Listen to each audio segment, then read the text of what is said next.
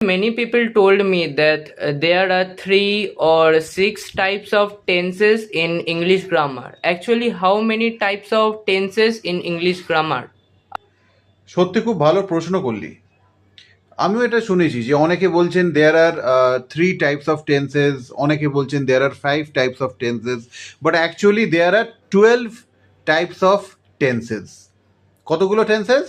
12 types 12 types of tenses.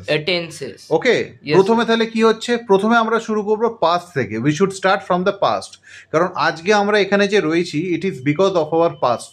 সেই জন্য past, তারপর প্রেজেন্ট, তারপর ফিউচার। তো আমার সাথে এবার বল, প্রথমে পাস্ট। পাস্টে কি কি আছে?